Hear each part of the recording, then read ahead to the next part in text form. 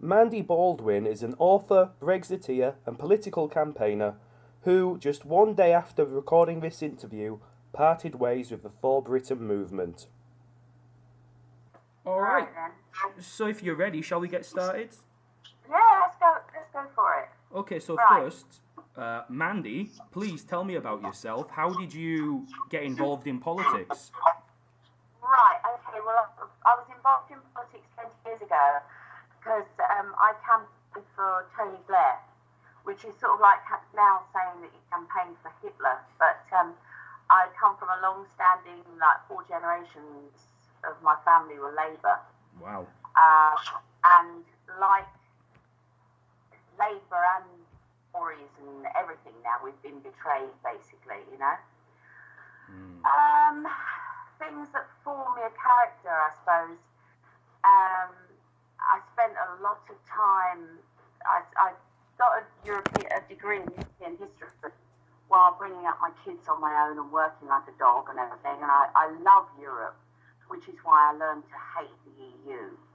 I lived in a town called Chesham, where there was actually a grooming gang, and it was strange actually because I also learned to as a sort of left-leaning, you know, very laid-back, anti-racist, anti-division type person. I learned what happened when they built a mosque. In Chesham, we had quite a large Muslim community. No problem at all. Everyone just sort of mucked in, and my kids, the best friends, were Muslims, and all the rest of it. They built the mosque, and without, you know, I don't want to mince words here, it was a bit like sort of dropping a tit in a swimming pool because the Muslim kids were pulled from youth groups. Kids beaten up for being friends. You know, you'd sort of walk along the road and you'd see someone and you'd say, as you normally did, hiya, and they'd look at you as if they, you know, they wanted to kill you. So, you know, I felt malignant, and the stuff needs doing about that, right? Right. I lived in France for a few years, which totally convinced me to be anti-EU because it's an organisation which should exist. It's an organisation which exists by stealth, and it has national democracy in its sights, and everybody hates it. Yeah, it's true. Everybody hates it, and everyone goes along with it, and that is a bully. That's a bully, and I don't like bullies. It's got to go. So, on a personal level as well, what convinced me for Britain, I was politically homeless. All right. Like a lot of people who were ex-Labour and ex-Conservative, because, you know, Labour sell themselves as the party caring and then betray individuals. The Conservatives sell themselves as the party of patriotism and then betray the nation. So, you know, we're all homeless. We no longer have a valid little right, whatever that ever meant. What we've got now are elites standing against the people. What happened to me was 2016, a week after the referendum, I'd campaigned for Brexit. My landlady I was evicted after 3 years. And I was left with nothing. My job went with my home and everything. I was with nothing. I was 14 months living in a tent. So if anything's going to teach you what it is to be a non-person, when you find that when you have nothing and there's no help from anyone to fit into particular categories, it's 14 months living in a tent. I can tell you. Definitely. And it also leaves you with a burning ambition to sort stuff and totally fearless, because when you've spent nights in -7 degrees staying awake so that you don't freeze to death, and when you've had your tent stabbed by travellers, right where your head should be and stuff like that. You've survived it. There's not a lot you're afraid of. And what you do then is what you know to be right. So these are the things that formed me. That's great. Well, it's terrible and it's great. It is terrible. It is terrible. But, you know, everyone has their bottom line, and that was my bottom line, you know.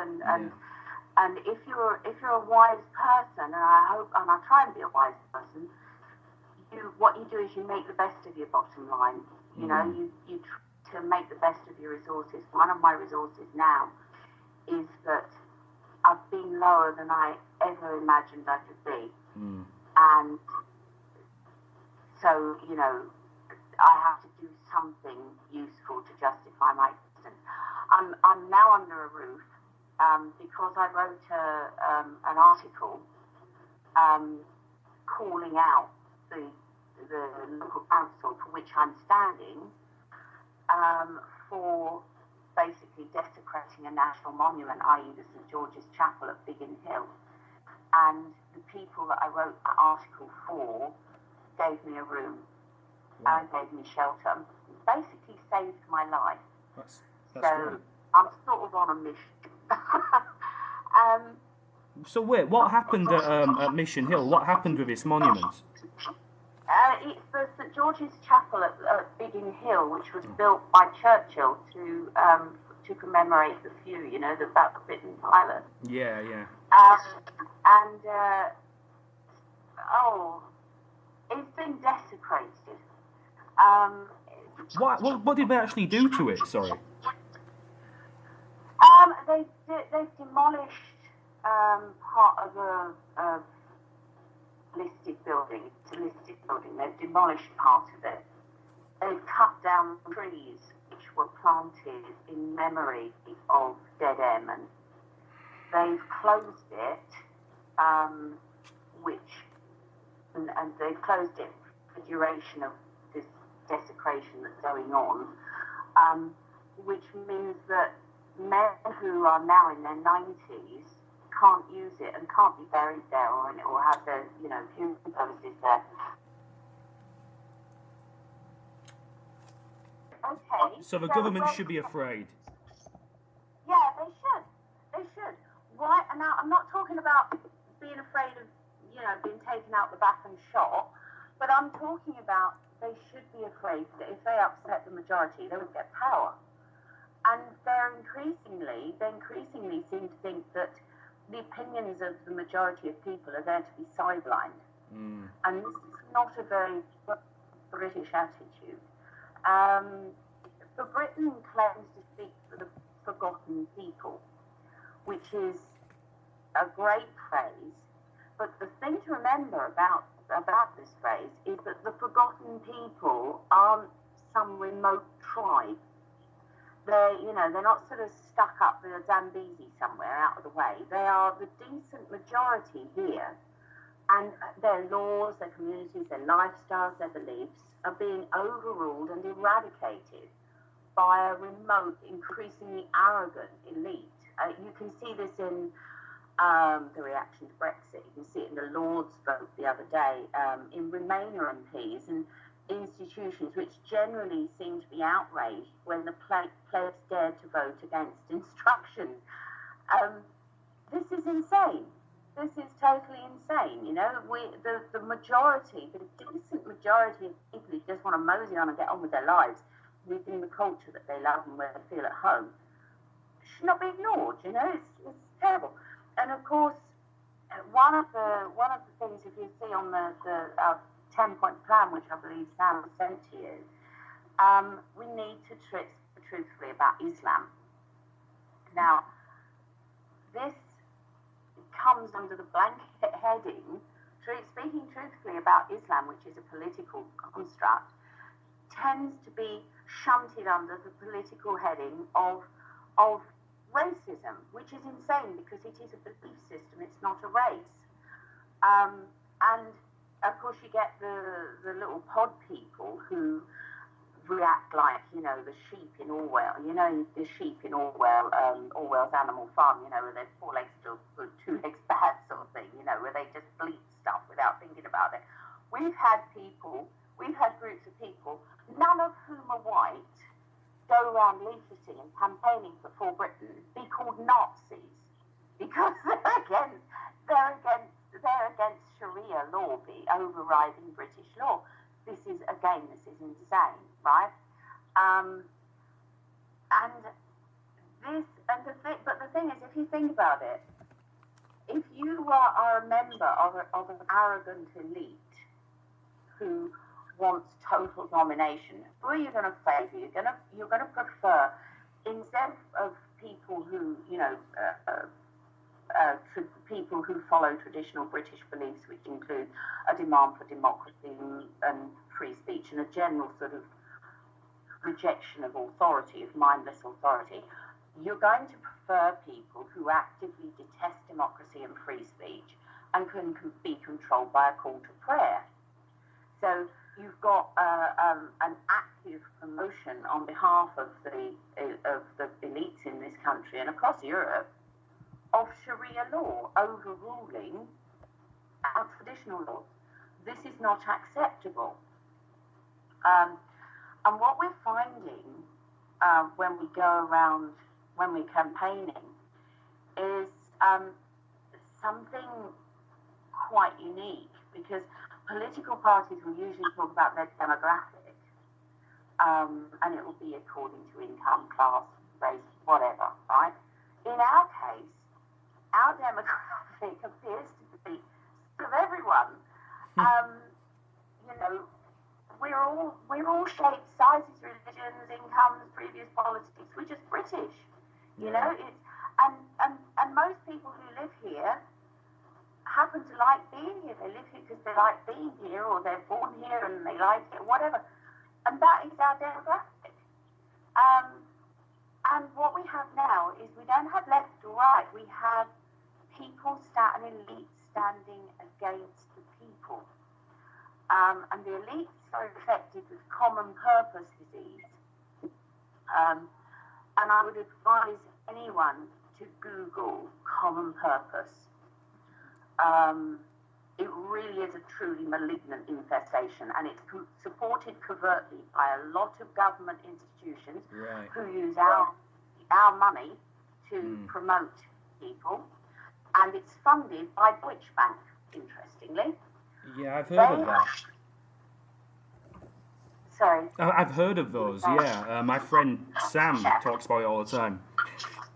They try to create a them and us situation.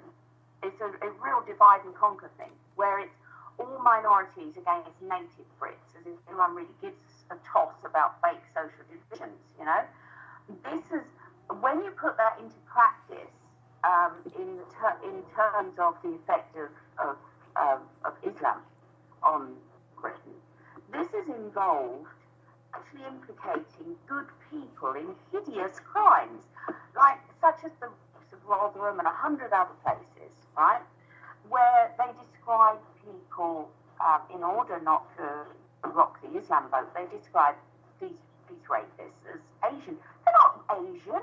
Asian covers everything from Pacific Islander to Gurkha. They're not. We know what 90% of them are, and it's not concerned with race. It's concerned with culture. Mm-hmm. But they cover these atrocities up in the name of diversity, and by doing so, in effect, they claim that these horrors are done in the name of people who wouldn't ever think of doing such things. They're loved, decent, patriotic Brits who just don't happen to be white. And on purpose played in rule by talking about different communities when there's actually one community here, and it's British. That's all. It comes in all shapes and sizes, colours, creeds, and whatever, but it's British. It's British. And patriotism isn't racially motivated. To see that, you only have to look at how overwhelmingly white and middle class the Remain camp are. I mean, they actually hate Britain, and they want us to cease to exist as an independent entity, right? And they're overwhelmingly white. So, you know, patriotism is a matter of race. It's in the heart. It's not in the skin. You know, and I mean we've had ongoing arguments with people who are ethnocentric. You know, and it's a bit yucky actually that they think. You know that you think about it. If you think in terms of the Windrush, you know, being evicted, you know, not evicted but expelled and everything. They value a Ramona over some nice little Jamaican granny who's been here decades and, you know, and is British to the core. Right? Race is not to do with being with the heart, it's to do with the skin, it's skin deep. So we're not interested in that kind of thing. Yeah. You know? And that's something that's very interesting about how I guess Leavers, Brexiteers are portrayed, right? They don't really care about race, but if you were to read any newspaper, it would seem that they're racist white supremacists. It's a load of rubbish.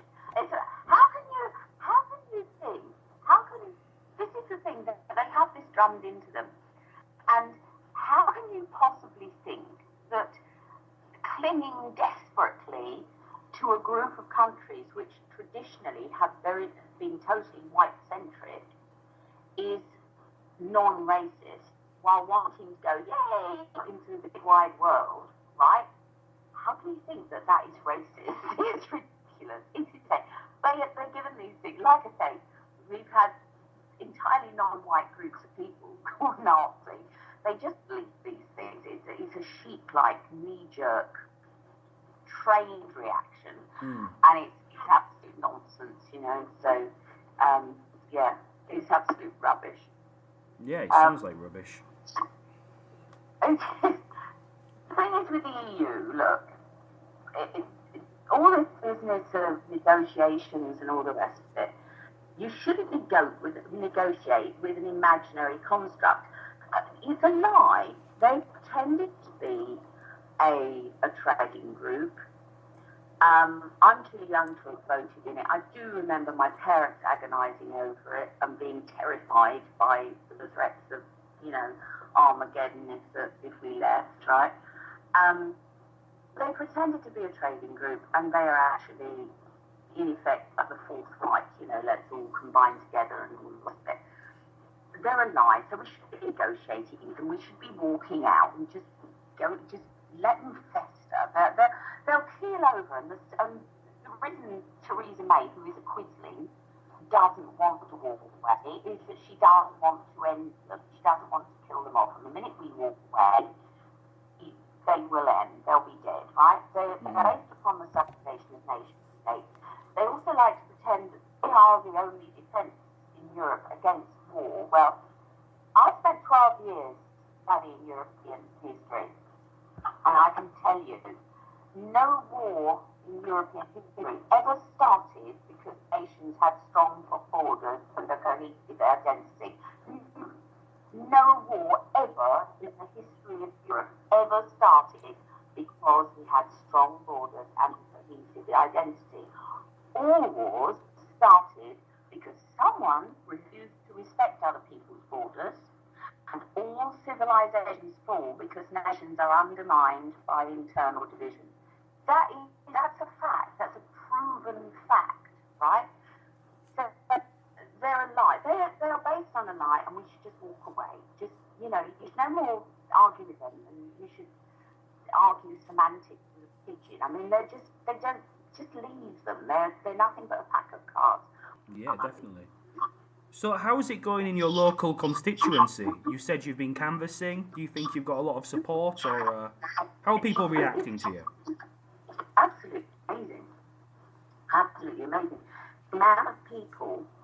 I've now had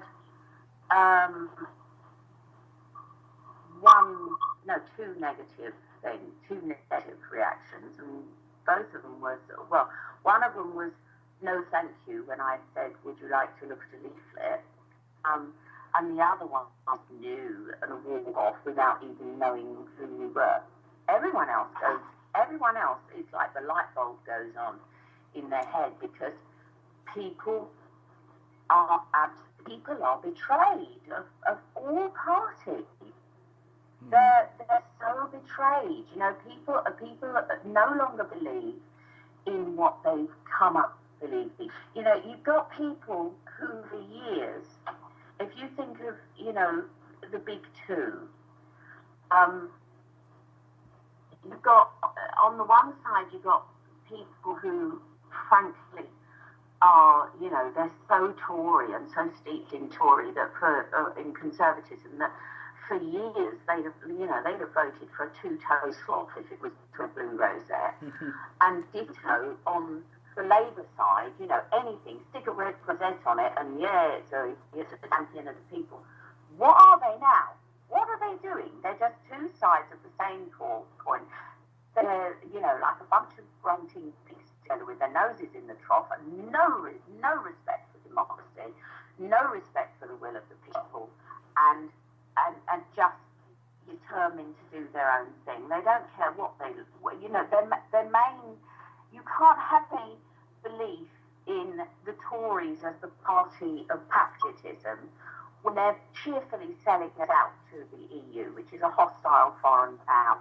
You can't have any belief in in Labour as the party of the people when they're fielding that awful porker Lady Nugie, Emily Thornberry, who despises the working class, and when they're carving up the industrial scale rape of little white children. You just can't. They're both totally toxic, and the only reason they remain in power is by saying, hey, if you don't vote for us, you'll get sentenced. Well, that's a lie, because that is total rubbish. And if your vote meant nothing, they wouldn't want it so much. Because actually, when the need is there and people vote, they can move mountains. Yeah. For instance, Labour, which was very much needed in the early 20th century, Labour registered as a political party in 1900. By 1905, they were in government because the need was there and because people voted, right? The Liberals, precursor of the Lib Dems, totally offended 52% of the population, which is ironic given this Brexit, by violently opposing votes for women. Naturally, as soon as women got power, they've never been in office since. So ours is power. Your vote is so powerful. Never think it's wasted. Don't be bullied into thinking that you must vote for X or else Y will get in. You vote, follow your heart. Follow your heart, vote for what you think is right, because we can move mountains. And if you always do what you've always done, you're always going to get what you've always got. That's right. And that's not gone anymore. That can't go on anymore. Unless you actually, you know, got suicide, a death wish, or hate your children or something, we've got to stop doing what we've always been doing. You know, it's got to stop. So where are we going to be in 10 years then? I mean, it sounds pretty dark with the current parties in power. So where do you think we'll be in 10 years? I would actually hope that, because they're totally discredited, our big two. I say nothing about the Lib Dems. I think there's always going to be parties like the Lib Dems and the Greens who sort of whiffle around on the periphery and, you know, they have the loony vote, right? But I'm talking about the big two. Frankly, I would like to see our big two, which are totally discredited now, replaced by For Britain and UKIP, which are, they're more dissimilar than people would believe. But they're both valid, and what they are is both patriotic. They've got different ways of showing it. I mean, we've all got our own opinions, but they are both parties of patriotism, and I think they both address what is going on now, as opposed to sitting from an early 20th century song sheet. But I think we are in a period of essentially world revolution. There's you know, people are all over the world getting fed up with being told what they should think, with being told what they should do, and being controlled by people who they can't get rid of. And so I think there is a general movement which our elites are very, very afraid of, which is why they've made the word populism a dirty word. Now you'll actually see, it's quite bizarre actually, that someone tried to said, oh, he's a terrible Democrat, ha ha ha, he's terrible, he believes in democracy, he says he's a Democratic party. You'd say, what the hell are you talking about? But they will actually confidently say that party is populist. Oh, it's populist. The definition of populism is support for the concerns of ordinary people. Yeah. That is the definition of populism. Every single political party on God's green earth should be populist. Because if your party isn't populist and isn't therefore supporting the concerns of ordinary people, who the hell's concerns is it supporting? They should all be populist.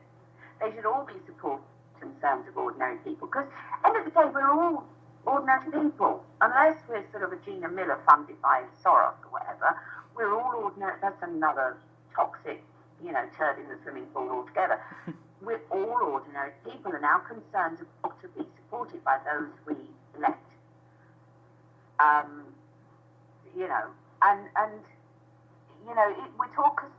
We're talking about democracy, and democracy isn't something for bland little pod people to overrule. Democracy is the will of the majority, as expressed in our case by the ballot box. And those who attempt to ignore it should effectively always keep one eye open and guards at the door, because the people have a moral duty to ensure that the results of a democratic choice are made manifest. There is too much of this debate about democracy. When in the early days after the referendum, people were writing to me saying, but democracy is very dangerous because Hitler was democratically elected. Well, I'm sorry, I can't even debate that point. That's just so stupid. That is just so stupid. I can't even say, I'm sorry, my response to that is just shut up. We're basically having chipped away at. We're having prizes which we thought we won, but they must always be defended. One of them is democracy. The other thing is free speech. There was a petition about free speech a few months back, and the government, there were a massive number of signatures. Theresa May responded that free speech, oh yes, we fully support free speech, blah, blah, blah, but it's a qualified right which can be altered for the good of democracy. What a load of nonsense. What a greasy, nonsensical phrase.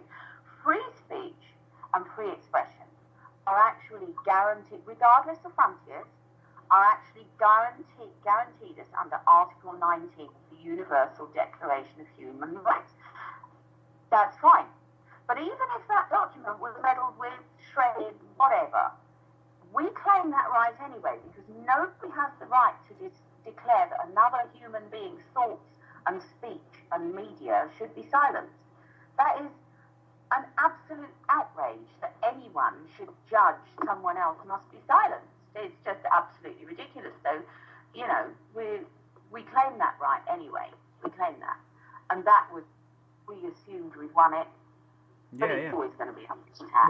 Well, speaking of free speech, obviously you know about the YouTube user Count Dankula, the man who made the video about the Nazi pug. Yeah. What do you think about that? Oh, for God's sake, what a joyless load of old gimps they are. Seriously, it was a joke. It was a joke. Honestly, I mean, we have to be allowed to laugh. He wouldn't be, it shouldn't, he taught a pug to lift its right paw. Who cares? Who cares? Anyone who actually knows anything about the Holocaust, right, wouldn't be bothered by a pug puppy lifting its front paw. He wasn't saying, this is good, what a wonderful thing, my pug puppy is, it should take part in the Holocaust. He taught a pug to lift its paw.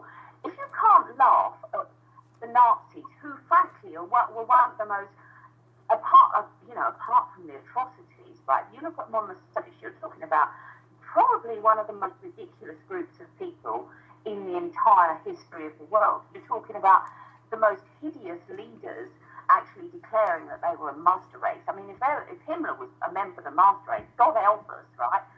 If you can't laugh at the strutting load of cretins, what the hell?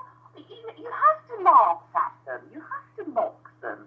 And if you've ever known anyone who was a victim of or observed the results of the Holocaust, you certainly can't take that seriously. I had an uncle who was at the liberation of Belsen and never recovered from it. Really never ever recovered from what he saw.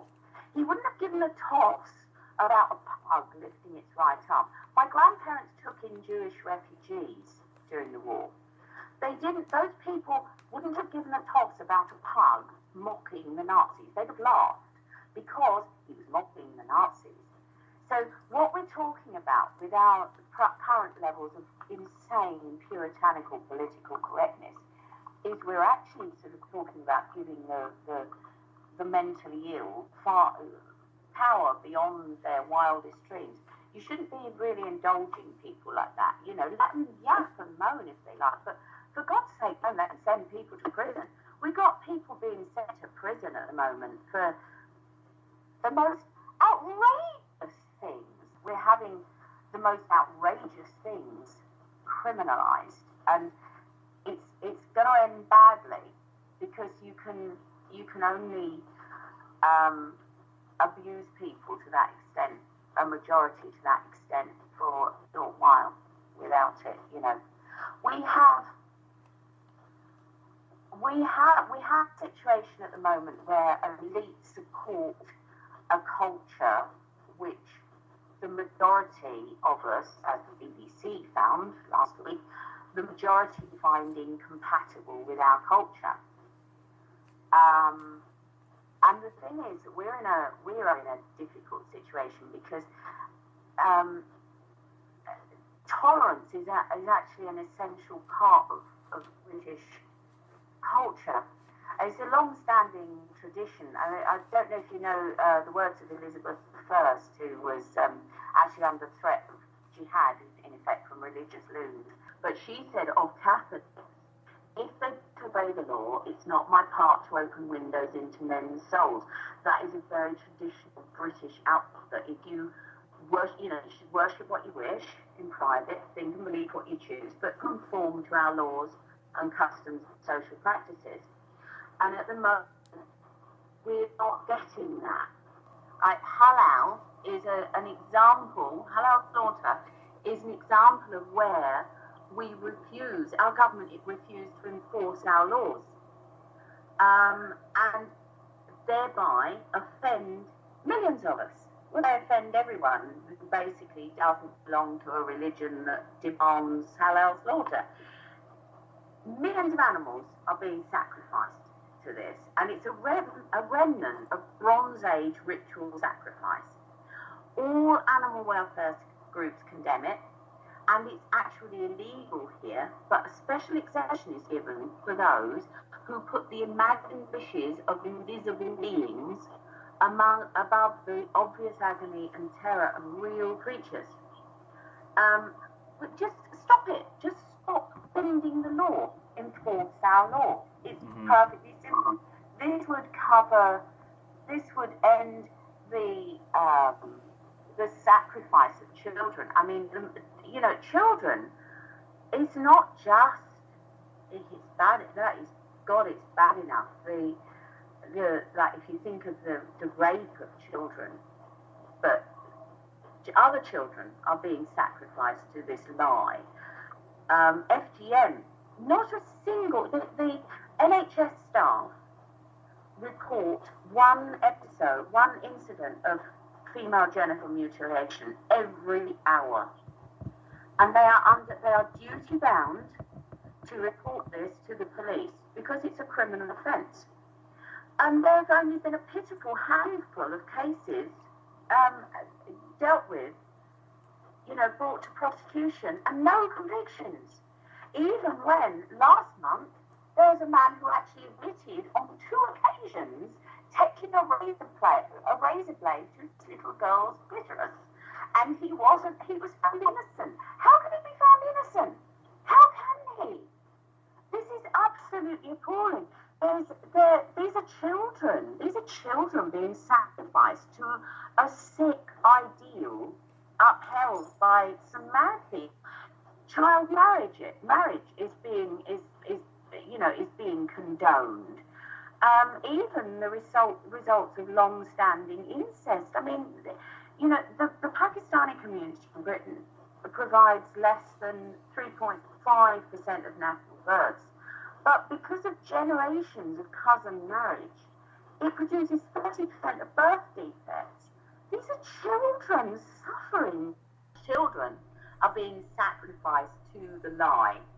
They even, in the case of the rape investigations, they're actually saying that children consented, that sex was consensual. Well, there is no consensual sex with a 12-year-old. So right. But they are actually warping the law to suit one culture, or more likely the elites which favour that culture because it's useful. But we have a culture of lying now. We have a culture of covering up. We have a culture whereby to tell the truth is a crime. This is outrageous. What the hell have we come to? And people deceive themselves as well. I thought it was really funny, Morrissey endorsing for Britain. Yeah, I saw that. Yeah, Morrissey is a rebel. Morrissey is an individualist. Morrissey is anti-establishment. Why on earth did the bland pod people of the of the Remain camp who sit around wondering what gender they are and fretting in case anyone offends a jihadi? Why on earth would they think that they were in the same camp as Morrissey? Why? They've deceived themselves into thinking that they're other than they are. Actually, they're just these total little conformists. I don't know if you've ever seen the film Life of Brian. Yes, I have. It's a great film. Yeah, well, where they all stand in the crowd and say, "We are all individuals." That's what this is like. A lot alike. They might as well have bland conformists, tattooed on their forehead. But they're actually thinking that they're in the rebel camp. So yeah, we live in strange times, and I think that there have been times like this before, but they have ended.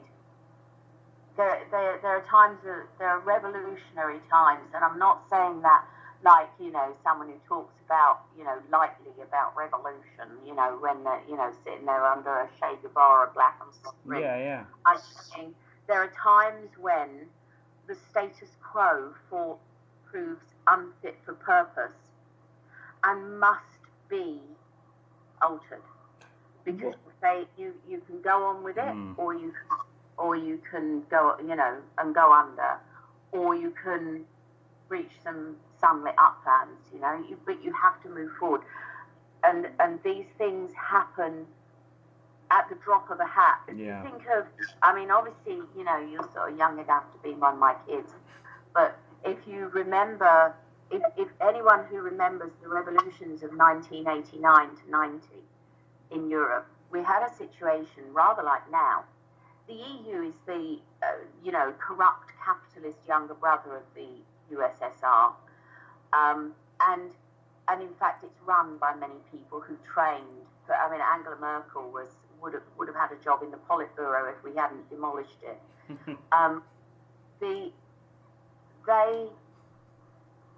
In 1989, October 1989, it was the USSR was the terrifying beast that had Europe in thrall and all the rest of it.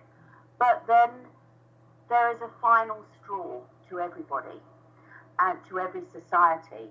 And the final straw was laid on the heap, and it came down. And within 10 months, it was gone. It was just gone.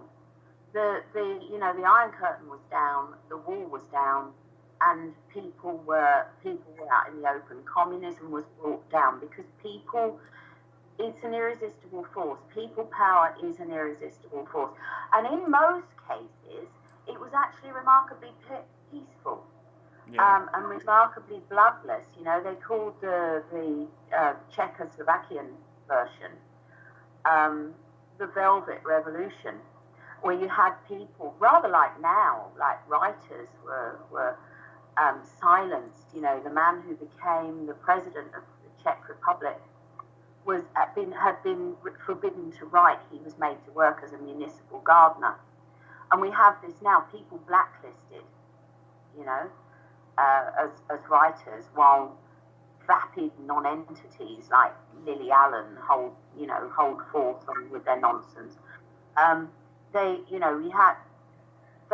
people were silenced, but people just showed by force of numbers that the people at the top had to be afraid, very afraid, because people cannot withstand people power, and when they attempt to, as they did at that period in Romania, they still lost. It was bloody, but they still lost because the majority cannot be overthrown. So they raised their guns against the majority, but it ended with the Ceausescu leaders, the Ceausescu couple, being taken out the back and shot in a yard because the majority have the biggest voice, and that is the fact. And I think we are at one of these points in time where the bonfire is laid, and it is going to take one spark. And I hope it will not be bloody. Yeah. But it has to happen, because at the moment the alternative is bloody. When we're being mowed down in the street by people who are then protected by law, we already have bloodshed, so we have this right across Europe. So, but I think that for Britain has support right across the world. We have support. It's because it is for. If you think of the 10-point plan, which is here on my leaflets, leave the EU now. No ifs, no buts, no bills. Everyone agrees with that. It's the first question people ask me: where do you stand on the EU? Where do you stand on Islam? Right? They want out of the EU because that's what we wanted. Reduce immigration, deport illegals. Again, it's our laws. Why are we feeding people who shouldn't be here? I can't move into your flat. I can't, you can't move here without the paperwork, right? So we just want out. And we don't want endless immigration. We want people who benefit the country. So that's popular. End politically correct policing. One law for all. Well, so there should be.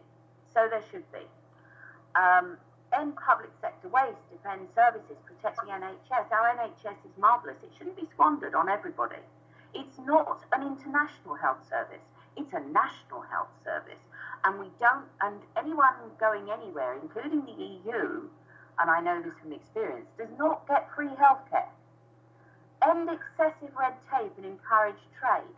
Well, of course, people have been trading since Roman times. We don't need some nebby little Belgian to sit there and give us rules and regulations. If we want to buy stuff, we'll buy it.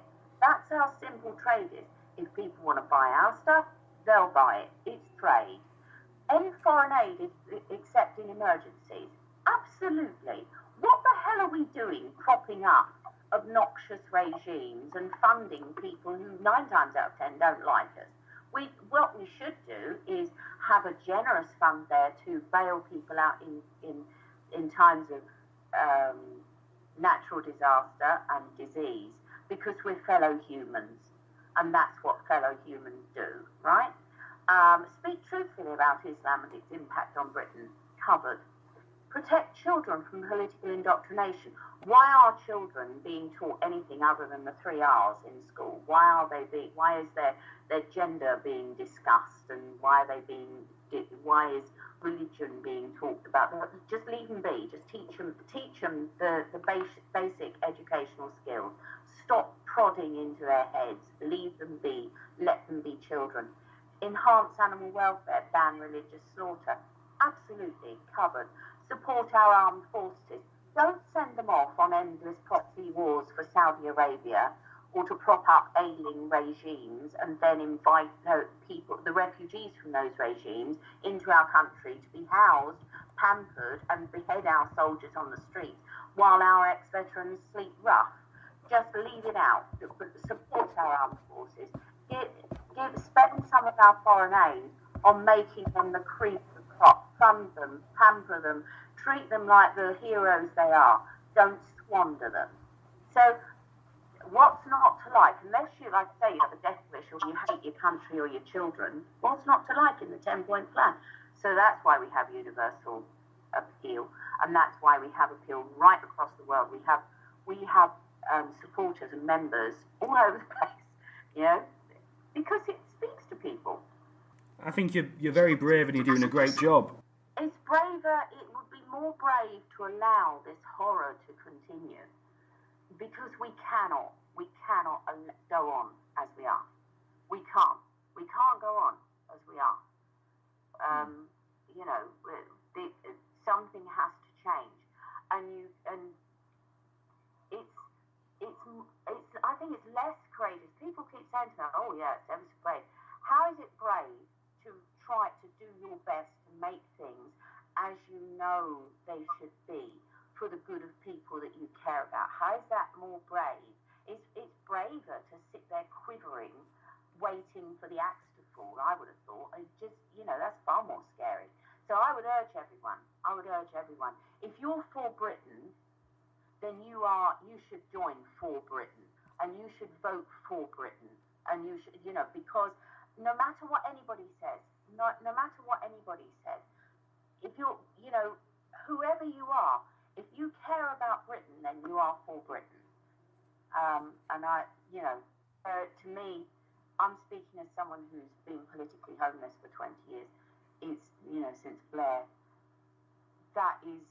It covers all bases. And I've encountered more passion and compassion and honesty and genuine care for people and country in a more diverse group than ever in the people in For Britain. And I would urge anybody. This is why it catches. For Britain catches, you know, touches people, and it's like the blue touch paper, because it touches us all. Unless we actually hate Britain. Yeah. In which case, well, join the Lib Dems, you know.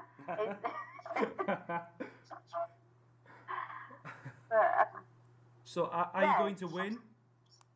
Sorry? So are you going to win? I sincerely hope so. And if I don't this time, I damn well will the next time, or one of us will, because we've got to. Because if not, everything else is a death. I mean, you know, for God's sake, what have we got? We've got, as an option, I don't know what kind of doddering idiot there is in Lib Dems now. The Greens are mad. I mean, what is that, their latest thing for women of all genders or none? I mean, I'm sorry, just, you know, up the meds and done with it, right? And we've got Corbyn, who basically has the mentality of a deranged 15-year-old, and basically who's rebelling against his dad, and basically hates anyone who, you know, who doesn't hate Britain. And say no more about Diane Abbott. I can't even. Labour are so mad now that, frankly, they are the party of the mentally ill, and they're the party of the racist vote of the anti-British Muslim vote, and it would be very interesting to see what the vote's like when people have to have photo ID and no face coverings. That'll be fascinating. Yeah. So we've got Comrade Compo in one corner, and we've got Theresa May, who, frankly, she's a quisling. She is a quisling. She is an appalling person. I don't think I've actually disliked a leader as much as I dislike Theresa May, because she's such a liar, and she's such a suck ass as well. She's forever trying to pretend that, whatever she does, she tries to justify, so that she doesn't even have the balls to actually do what she's doing and be honest about it. She has the charisma of a depressed heron and the leadership skills of a balloon animal, and there she is, thanks to the cowardice of Boris Johnson, sailing our ship through the most complex negotiations in our history. Nice shoes, though, right? Sorry? Nice shoes. Oh! Well, I think, I was going to say something, there's, anyway, so I think she's a very strange person. Right. I'm not even going to go into... So wait, is she worse than Blair? Sorry? Is she worse than Blair, than Tony Blair? I don't think many people are worse than Blair, are they? Seriously, I mean, we're talking, Blair now it's funny, because Blair now looks like his own portrait in the attic. He's just, he's an appalling person. Seriously, he's awful. I mean, if he's like, if there's a festering boil on the bum of the world, you'll find that the Blair infection got there, he's just awful. But Theresa May isn't far behind. And the only reason she is behind him is that she's incompetent. And he wasn't incompetent. So she isn't clever enough to be as dastardly as he is. And I think that's the only thing, But Tories, if you're a Tory, you want to be a patriot. How can you think of Theresa May as fighting your corner? Theresa May is a quisling. She has disgraced the entire Conservative Party. She's totally disgraced the entire Conservative Party. And you get parties that do this every so often. UKIP did it when they blocked Anne-Marie Waters from leadership. She came second, and they called her a Nazi, and they called her followers Nazis. Well, people are a little bit tired of being told that they're a Nazi when they support British values, when Britain was the last bastion of defence for the minorities that Nazis were trying to kill. So, it's some parties, they shoot themselves in the foot, and they're not going to get back from that point. So, I think we're at a point in time where it's always the same, cometh the hour, cometh the man. In our case, cometh the woman, who is a very small, very impassioned woman who is tremendously kind and compassionate. Anne-Marie Waters, she radiates it. Bless her. She's a lovely person, but with balls of steel. And this is what we need. And it's totally uncompromising, and we have to be uncompromising, because if we're not uncompromising, then we can't preserve our tolerance. And our tolerance must be defended, and you don't get to maintain to be a tolerant liberal country by allowing intolerance and illiberality to flourish. You've got to stand and fight your corner, and I think she's the lady to do it. Yeah, I hope so. Yeah, and we're all doing our best. We're a very passionate group, Yeah, it sounds like it, to be honest. Yeah. Yeah. So, well, that's. I would say to anyone, if you're for Britain, join for Britain. Does what it says on the tin. Great stuff. That is great. Wow, Mandy, thank you very much for that. That was great. You talked for Britain. I'm a patriot. Yeah, it was good.